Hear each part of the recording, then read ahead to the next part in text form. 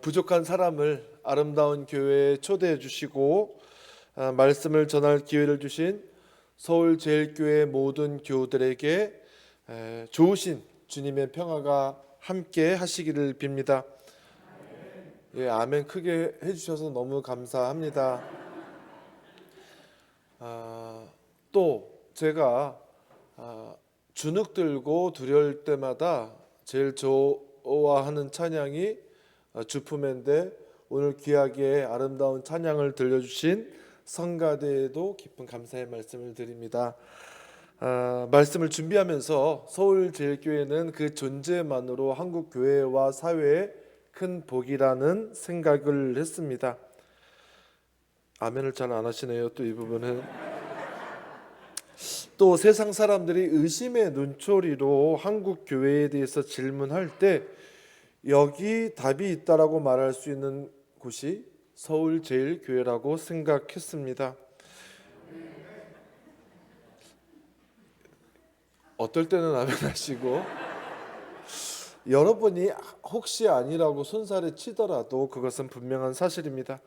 그렇게 신현식 목사님 전화를 받고 내가 이 자리에 서는 것이 맞나 여러 고민을 했습니다. 그렇지만 저는 부족하지만 하나님의 큰 은총을 힘입어서 말씀을 전하기로 마음먹었습니다. 다만 신학적으로 좋은 설교, 잘된 설교는 서울제일교회 훌륭한 목사님들께 드리시고, 저는 그저 저의 삶과 사역을 잠시 나누는 것으로 오늘 말씀을 대신하겠습니다. 먼저 제 소개를 거창하게 해주셨지만 선배들 잘못 만나가지고 기독교 사회선교 연대회의라고 13개 사회선교 단체 그 모임의 상임대표를 맡아서 진짜 무슨 고생을 하고 있습니다. 앞에는 생략하겠습니다. 하남에서 재밌게 목회하고 있고요. 그렇지만 제 주 활동 무대는 고난받는 이들과 함께하는 모임이라는 감리교 사회선교 단체입니다. 1989년에 세워져서 비전향 장기수라는 존재를 한국 사회에 처음으로 알렸고요. 양심수들을 지원하고 인권 옹호하는 활동을 30년 넘게 해왔습니다. 또 최근에는 비정규직 노동자, 사회적 참사 피해 가족, 쫓겨나는 세입자들과 매주 한 번, 두 번 정도 같이 예배를 드리고 있습니다. 사회선교 활동가로 지내는 것이 쉽지는 않습니다. 아침에 나오면서 오늘은 어떤 일들이 기다리고 있을까, 누구를 만날까 기대감에 차서 집을 나섰지만 저녁 늦게 파김치가 돼서 돌아갈 때는 내가 왜 이 일을 해서 이 고생을 하고 있나 후회하는 마음으로 돌아갈 때가 많습니다. 차라리 이런 세상을 몰랐으면은 편하게 살 텐데, 진짜 저를 이 길로 꼬신 사람들이 원망될 때도 분명히 있습니다. 어느 날 편의점에 들어갔는데요, 깜짝 놀랐습니다. 편의점에서 바코드를 찍고 있는 사람이 제가 일하는 후배 활동가였어요. 사무실에서 같이 일하는 활동가들이 활동하면서 받는 페이로는 생활이 안 되기 때문에 투잡, 쓰잡, 쓰리잡 하면서 일하는 경우가 많거든요. 그날 편의점에서 우연히 그 후배를 만나고 집에 돌아가는 길이 참 멀게만 느껴졌습니다. 그렇지만 현장에서 투쟁하는 노동자들, 세입자들, 유가족들 만나면 뭔가 저도 다시 힘이 생기고 마음이 뿌듯해지는 그런 경험을 하기도 합니다. 오늘도 하나님께서 부르신 저의 사역지에서 씩씩하게 살려고 노력하고 있습니다. 오늘 성서 본문은 마지막 날에 있을 주님의 심판을 그리고 있는데요, 그날에 주님은 모든 민족을 모으시고는 목자가 양과 염소를 가르듯이 오른쪽에는 양을, 왼쪽에는 염소를, 그러니까 오른쪽에 있는 사람들은 구원받을 사람들이고 왼쪽에 있는 사람들은 구원받지 못할 사람들로 나누신다라고 하는 거예요. 그 구원받을 사람들에게 말씀하시기를 내 아버지께 복을 받은 사람들아 와서 창세 때로부터 준비된 이 나라를 찾아해라. 너희는 내가 줄일 때 먹을 것을 주었고 목마를 때 마실 것을 주었으며 나그네로 있을 때 영접하였고 헐벗었을 때 입을 것을 주었고 병들어 있을 때 돌보아 주었고 감옥에 갇혀 있을 때 찾아주었다. 그렇게 말씀하십니다. 그러자 구원받을 사람들, 즉 의인들은 대답하기를 주님, 우리가 언제 주님께서 줄이신 것을 보고 먹을 것을 주었고 목마르신 것을 보고 마실 것을 드리고 나그네 되신 것을 보고 영접하고 헐벗으신 것을 보고 입을 것을 드리고 언제 병드시거나 감옥에 갇히신 것을 보고 찾아갔습니까? 하고 말합니다. 그러자 주님께서 너희가 여기 내 형제 자매 가운데 지극히 보잘것없는 한 사람에게 한 것이 곧 내게 한 것이다. 그렇게 말씀해 주십니다. 41절부터는 구원받지 못할 사람들의 모습이 나오는데요, 정반대입니다. 구원받을 사람들은 구원받을 일을 하고도 그것을 의식하지 못하지만 구원받지 못할 사람들은 자신들이 하지도 않은 일도 자신이 한 것처럼 여깁니다. 첫째로 이 비유는 우리에게 구원에 대해서 다시 생각하게 만듭니다. 구원은 오늘 말씀에서 보면 세상의 기준에서 지극히 보잘것없는 바로 그 한 사람에게 어떻게 했느냐에 따라서 구원받느냐 받지 못하느냐가 결정된다는 것입니다. 이렇게 말씀을 드리면 의문을 품는 분도 계실 거예요. 아니, 구원이 행위로 결정된다는 말이야? 구원은 하나님의 전적인 은혜이자 믿음으로 이루어지는 것 아니었어? 맞지요? 그게 맞지요. 그런데 아무리 생각해 봐도 그 믿음이라는 것은 행위를 통해서 증명될 수밖에 없습니다. 행위로 믿음이 드러나지 않는다면 그 믿음은 잘못된 믿음이 아닐까요? 우리 가장 가까운 곳에 있는 가난하고 소외된 이들, 사회적 약자들, 소수자들에게 우리의 시선과 발걸음이 향하지 않는다면 우리는 하나님 나라로 갈 길을 찾을 방법이 없습니다. 그래서 이웃은 하나님 나라의 입구입니다. 두 번째로 본문을 통해 우리가 알 수 있는 것은 부활하신 주님이 배고픈 사람, 목마른 사람, 나그네 헐벗은 사람, 병든 사람, 감옥에 갇힌 사람의 모습으로 우리에게 찾아오신다라고 하는 거예요. 이것은 정말 강렬한 메시지입니다. 교회의 교회됨은 이런 이들을 잘 맞아들이고 영접하는 데 있습니다. 우리는 자꾸 그 근본적 사실을 잊어버리곤 합니다. 교회가 재정적으로 넉넉해질수록 교인 수가 늘어날수록 그 사실을 까먹습니다. 그들은 단순히 우리가 도와주어야 할 사람들이 아니라 가족으로 맞아들이고 존중해야 할 사람들입니다. 물론 교회에 악의를 가지고 찾아오는 사람도 있고 무리한 요구를 하는 이들도 있습니다.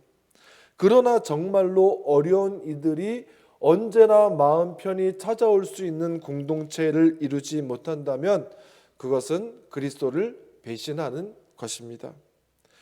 오늘 말씀은 사실 너무나 쉬워요. 되갚을 능력이 없는 사람을 극진하게 대접하라는 것입니다. 이것은 주님의 명령입니다. 그 사람을 잔치의 손님처럼 영접하라는 말은 그들을 하나님의 형상으로 대하라는 말씀입니다. 우리 눈에는 하찮아 보여도 그 역시 하나님의 사랑 가운데 살고 있는 사람이기 때문입니다. 세 번째로 배고픈 사람, 목마른 사람, 나그네 헐벗은 사람, 병든 사람, 옥에 갇힌 사람의 모습으로 우리 가운데 오시는 부활의 주님을 만나기 위해서는 그런 이들이 있는 곳으로 가야 합니다. 그분은 교회에 없을 가능성이 큽니다.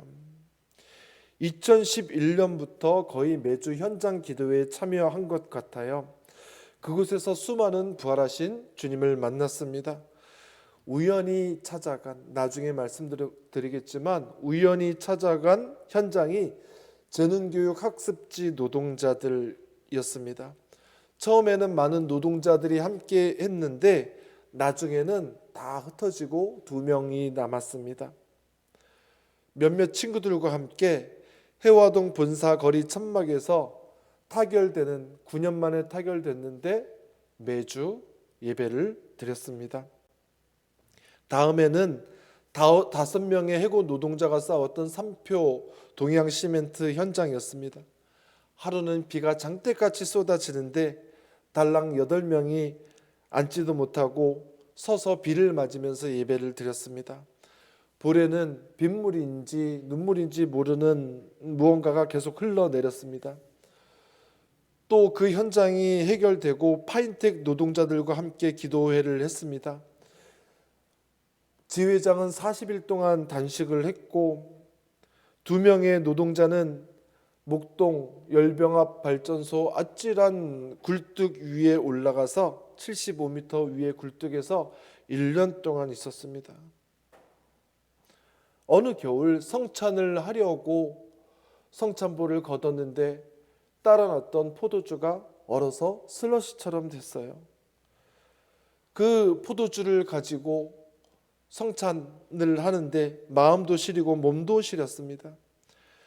그 다음에는 강남역 한복판에서 광고탑에 올라가서 몇백 일을 버틴 김용희 노동자와 함께 예배를 드렸고요.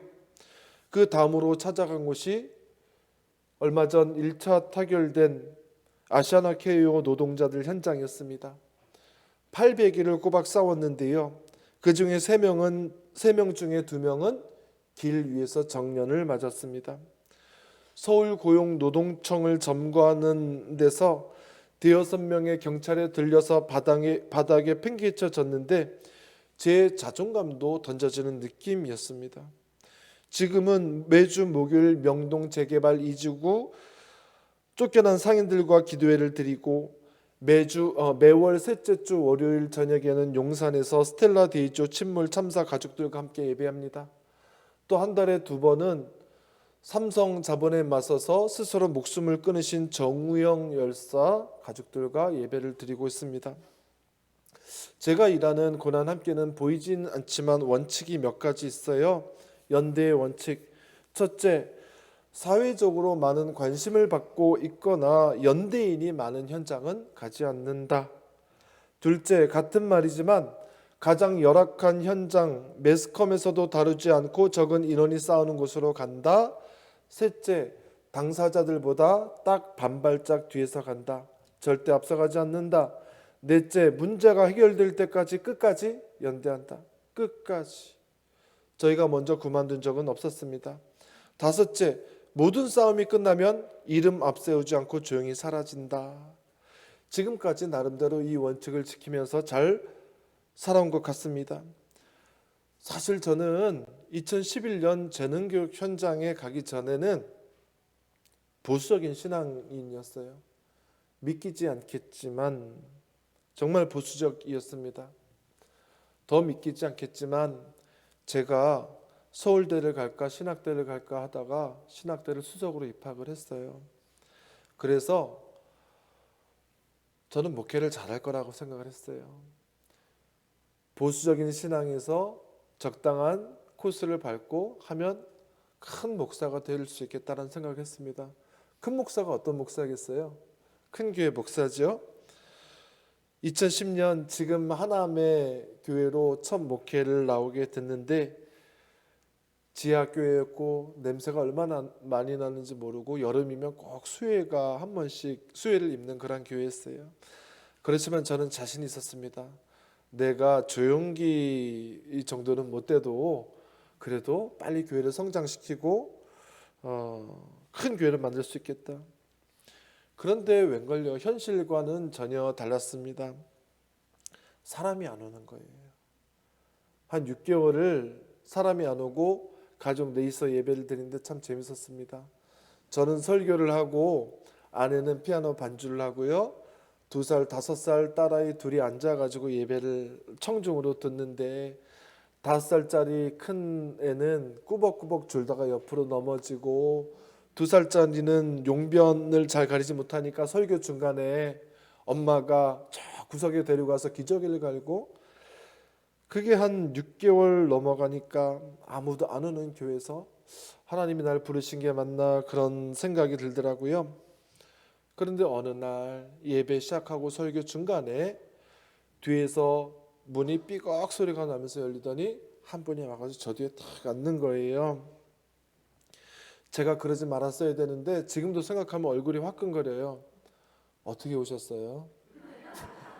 아니 주일날 교회 왔으면 예배 드리러 왔을 텐데 제가 어떻게 오셨어요? 그렇게 물어봤습니다.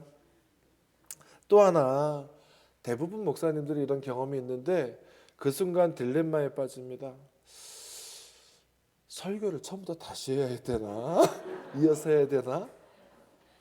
다행히 예배를 잘 마치고 그분과 인사를 나누는데 그분이 말을 못 하시는 분이었어요. 또 다행인 게 그분이 그래도 휴대폰은 있고 휴대폰 문자로 필담을 나누는데 휴대폰 문자로 내가 너를 사랑한다, 내가 너를 축복한다, 너는 내 아들이다, 성경 말씀을 다 보여주시는데 지난 시간 고생했던 거에 대한 하나님의 선물이라는 생각이 들었습니다. 다음 주에 또 오세요 그랬더니 고개를 끄덕끄덕 하셨어요. 그 주간에 너무나 좋아가지고 저에게 그 교회를 소개시켜준 전임자 목사님께 전화를 드렸습니다. 후배였어요. 야, 드디어 우리 교회에도 작년 성도분이 한 분 생겼어요. 야, 진짜 나 기분이 너무 좋고 날아갈 것 같아. 그랬더니 이제 그 친구가 형은 진짜 역시 내가 목회 잘할 줄 알았어. 자기는 1년 6개월 만에 처음 왔는데 형은 6개월 만에 왔다고. 그래서 쭉 얘기를 하는데 한참 얘기를 하다가 그날이 금요일이었어요. 제가 정확하게 기억합니다. 금요일이었는데 설교를 한 11시 10분까지만 끝내면 되겠죠. 그죠? 설교 그 전임자하고 전화 통화를 하면서 쭉 얘기를 하는데 한참 얘기하다가 그 친구가 형 그런데 그 사람 이름이 누구 아니야 그렇게 얘기를 하는 거예요. 정체 모를 불안감이 머리 끝에서 발끝까지 쭉 진짜 전기가 흐르듯이 흘러가는 거예요. 왜? 형, 그 사람 자기가 예수라고 생각하는 사람이야. 여러분 웃으시지만 저한테는 엄청 심각한 문제였어요. 저희 교회 첫 번째 성도님이 예수님인 거예요. 얘기를 들어봤는데 교회가 작은 교회라도 사람들이 오거든요. 조금 이제 일어설만 하면 그분이 이상한 얘기를 하고 자기가 예수라고 그러니까 다 흩어지는 거예요. 다 나가는 거예요. 하루는 교회에 새벽 기도를 하러 왔는데 교회 문이 안 열리더랍니다. 너무 놀라서 나중에 알고 봤더니 그분이 그 당시 전도사였으니까 전도사가 목회하는 게 마음에 안 든다고 열쇠 수리하는 분을 불러서 교회 자물쇠통을 싹 바꿨대요. 그 친구가 새벽 기도에도 못 나갔대요. 그런 얘기를 듣고 전화를 끊고 금요일 저녁 아무도 없는 예배당에 혼자 앉아있는데 서러운 거예요. 하나님, 제가 그 좋은 머리로 신학대 가서 목사 된다라고 하고 빙빙 돌아왔지만 그래도 제가 목회를 하면 좀 도와주셔야죠. 부흥되게 해주셔야죠. 아니 어떻게 첫 번째 교인이라고 보내줬는데 자기가 예수라는 사람을 보내주십니까? 저녁에 혼자 앉아서 기도도 아니고 넋두리도 아니고 이제 목회를 접어야 되겠다 그런 생각을 했어요. 그런데 하나님이 제 마음에 이렇게 말씀하셨습니다. 남병아, 너는 자기가 예수라고 생각하는 사람이 오면 싫은 거야. 그 사람이 자기가 예수라고 생각하면 예수처럼 대해주면 될 거 아니야. 너는 헌금 많이 하고 전도 많이 하고 봉사 열심히 하는 사람이 오면 좋고 자기가 예수라고 생각하는 사람이 오면 싫은 거니? 그날 밤에 제가 엄청나게 울었습니다. 제 적나라한 모습을 알게 됐어요. 겉으로는 하나님 나라, 부흥, 영광 그런 말을 하면서 제 안에 욕망이 도사리고 있는 것을 깨달았습니다. 하나님이 저에게 양을 보내주셨는데 저는 양을 가려가면서 목회를 하려고 했던 거예요. 그래, 예수님처럼 대해주자. 토요일 날 설교 준비를 얼마나 열심히 했는지 몰라요. 왜? 예수님 앞에서 설교를 해야 되니까. 열심히 설교 준비를 하고 주일날 그분이 교회에 또 오셨습니다. 그분 앞에서 설교를 하는데 그분이 저 뒤에서 항상 희한하죠. 예배 중간에 오고 꼭 저 맨 뒤에 앉아요. 근데 참 이렇게 설교를 하는데 그분이 저를 보면서 끄덕끄덕 미소를 지어줬습니다. 얼마나 기분이 좋았는지 몰라요. 예수님한테 인정받는 거니까. 그 이후로 제 목회가 바뀌게 되었습니다. 큰 교회 큰 목사가 되겠다라는 게 목표가 아니라 약한 한 마리를 양을 잘 보살피는 것, 내 형제 중에 지극히 작다고 여겨지는 이들을 위해서 내 삶을 드릴 수 있는 것, 이것이 제 목회의 목표가 되었어요.